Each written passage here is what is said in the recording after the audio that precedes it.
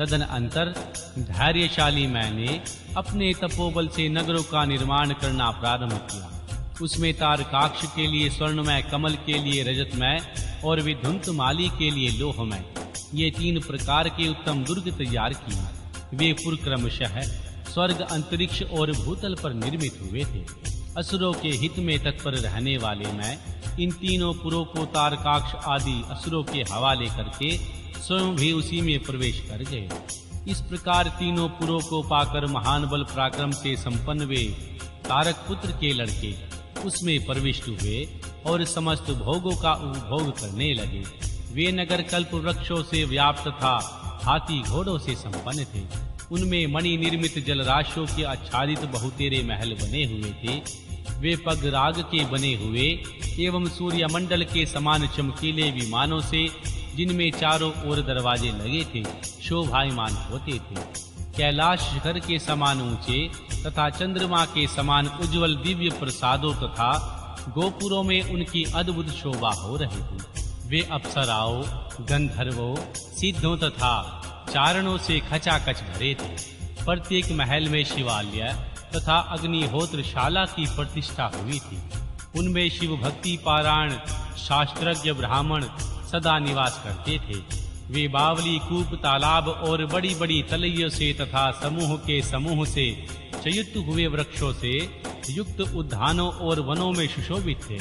बड़ी-बड़ी नदियों और नादों और छोटी-छोटी सरिताओं से, जिनमें कमल खिलते हुए उनकी शोभा और भी बढ़ रही थी। उनमें संपूर्ण कामनाओं को पूर्ण करने वाले अनेकों फलों के भार से लदे हुए वृक्ष थे, जिनमें वे नगर विशेष मनोहर लगते थे। वे झुंड के झुंड मदमत्त गजराओं से, सुंदर सुंदर घोड़ों से, नाना प्रकार के आकार प्रकार वाले रथों एवं शिविकाओं से अलंकृत थे। उनमें समय अनुसार पृथक पृथक क्रीड़ा स्थल बने थे और वेदा अध्ययन की पाठशालाएं भी भिन्न भिन्न निर्मित हुई थी। वे पापी पुरुषों के लिए मनवाणी से भी अगोचर थे। उन्हें सदाचारी पुण्यशील महात्मा ही देख सकते थे। पति सेवा पारायण तथा कुधर्म से विमुख रहने वाली पतिव्रता नारियों ने उन नगरों के उत्तम स्थलों को सर्वत्र पवित्र कर रखा था। उनमें महाभाग शूरवीर दैत्य और श्रुति स्मृति के अर्थ के तत्व के एवं धर्म पारायण ब्राह्मण अपनी स्त्रियों तथा पुत्रों के साथ निवास करते थे। उनमें माया द्वारा सुरक्षित हो ऐसे सुदृढ़ पराक्रमी वीर भरे हुए थे, जिनके केश नील कमल के समान नीले और घुंघराले थे। वे सभी सुनिश्चित थे, जिसमें उनसे सदा युद्ध की लालसा भरी रहती थी। वे बड़े-बड़े समरों से प्रेम करने वाले थे। श्री ब्रह्मा और भगवान शिव का पूजन करने से उनके पराक्रम विशुद्ध थे। वे सूर्य, मद्रुगण और महेंद्र के समान बली थे और देवताओं के मथन करने वाले थे। वेदों, शास्त्रों और पुराणों में जिन जिन धर्मों का वर्णन किया गया है, वे सभी धर्म और शिव के प्रेमी देवता वहां चारों ओर व्याप्त थे। उन नगरों में प्रवेश करके वे दैत्य सदा शिव भक्ति निरत होकर सारी त्रिलोकी को बाधित करके विशाल राज्य का उपभोग करने लगे। मुने, इस प्रकार वहां निवास करने वाले उन पुण्य आत्माओं के सुख एवं प्रीति पूर्वक उत्तम राज्य का पालन करते हुए बहुत लंबा काल व्यतीत हो गया। अध्याय 1। तारक पुत्रों के प्रभाव से संतप्त हुए देवों की श्री ब्रह्मा के पास करुण पुकार। श्री ब्रह्मा का उन्हें भगवान शिव के पास भेजना। भगवान शिव की आज्ञा से देवों का श्री विष्णु की शरण में जाना और श्री विष्णु का उन दैत्यों को मोहित करके उन्हें आचार भ्रष्ट करना। श्री सनत कुमार जी कहते हैं, महर्षि, तदनंतर तारक पुत्रों के प्रभाव से दग्ध हुए इंद्र आदि सभी देवता दुखी हो परस्पर सलाह करके श्री ब्रह्मा जी की शरण में गए। वहां संपूर्ण देवताओं ने दीन होकर प्रेम पूर्वक पितामह को प्रणाम किया और अवसर देखकर उनसे अपना दुखड़ा सुनाते हुए कहा। देवता बोले, धात, त्रिपुरों के स्वामी तारक पुत्रों ने तथा मायासुर ने समस्त स्वर्गवासियों को संतप्त कर दिया है। ब्राह्मण, इसीलिए हम लोग दुखी होकर आपकी शरण में आए हैं।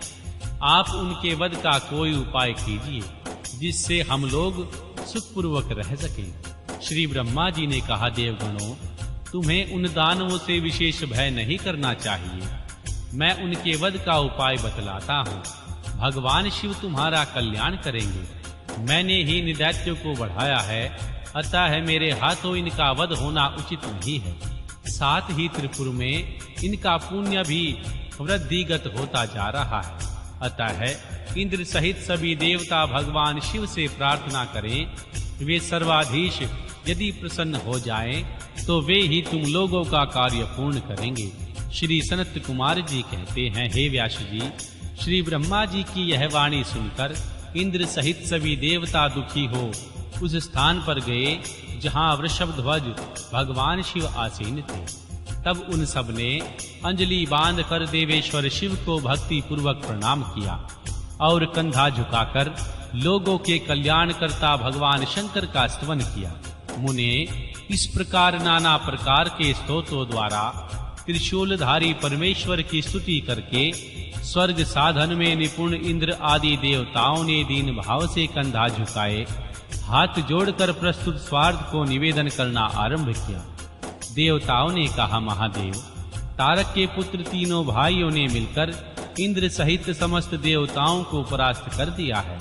भगवान, उन्होंने त्रिलोकी की तथा मुनीश्वरों को अपने अधीन कर लिया और संपूर्ण सिद्ध स्थानों को नष्ट भ्रष्ट करके सारे जगत को पीड़ित कर रखा है।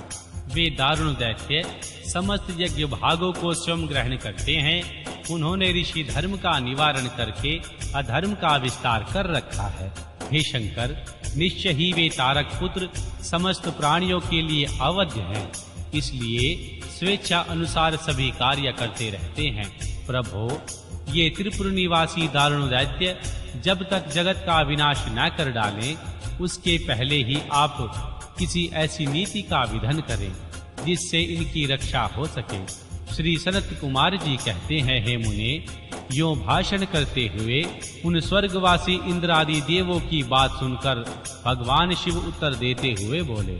भगवान शिव ने कहा, देवगण, इस समय वो त्रिपुरधीश महान पुण्य कार्यों में लगे हुए हैं और ऐसा नियम है, जो पुण्यात्मा हो उस पर विद्वानों को किसी प्रकार भी प्रहार नहीं करना चाहिए। मैं देवताओं के सारे महान कष्टों को जानता हूँ, फिर भी वे दैत्य बड़े प्रबल हैं, अतः देवता और असुर मिलकर भी उनका वध नहीं कर सकते। वे तारक पुत्र सबके सब पुण्य आत्मा संपन्न है, इसीलिए उन सभी त्रिपुरवासियों का वध दुस्साह है। यद्यपि मैं रण कर्कश हूँ, तथापि जानबूझकर मैं मित्रद्रोह कैसे कर सकता हूँ? क्योंकि पहले किसी समय श्री ब्रह्मा जी ने कहा था, मित्रद्रोह से बढ़कर दूसरा कोई पाप नहीं है। सत्पुरुषों ने ब्रह्म हत्यारे, शराबी, चोर तथा व्रत भंग करने वाले के लिए प्रायश्चित का विधान किया है, परंतु कृत धन के उद्धार का कोई उपाय नहीं है। देवताओं, तुम लोग भी तो धर्मज्ञ हो, धर्म दृष्टि से विचार कर तुम ही बताओ, जब वे दैत्य मेरे भक्त हैं, तब मैं उन्हें कैसे मार सकता हूँ? इसलिए अमरो, जब तक वे दैत्य मेरी भक्ति में तत्पर हैं, तब तक उनका वध असंभव है। तथापि तुम लोग भगवान विष्णु के पास जाकर उनसे यह कारण निवेदन करो। तदनंतर देवगण भगवान विष्णु के समीप गए। उनके द्वारा ऐसी व्यवस्था की गई जिसमें वे असुर शैव सनातन धर्म से विमुख होकर सर्वथा आचार पारायण हो गए। वैदिक धर्म का नाश होने से वहां स्त्रियों ने पतिव्रत धर्म छोड़ दिया, पुरुष इंद्रियों के वश में हो गए, स्त्री पुरुष सभी दुराचारी हो गए। देवराधन, श्राद्ध, यज्ञ, व्रत, तीर्थ, शिव, विष्णु, सूर्य, श्री गणेश आदि का पूजन, स्नान, दान आदि सभी शुभ आचरण नष्ट हो गए। तब माया तथा आलक्ष्मी उन पुरों में जा पहुंची। तब से प्राप्त लक्ष्मी वहां से चली गई। इस प्रकार वहां अधर्म का विस्तार हो गया। मुने, तब शिव इच्छा से भाइयों सहित उन दैत्यराज की तथा मैं की भी शक्ति कुंठित हो गई।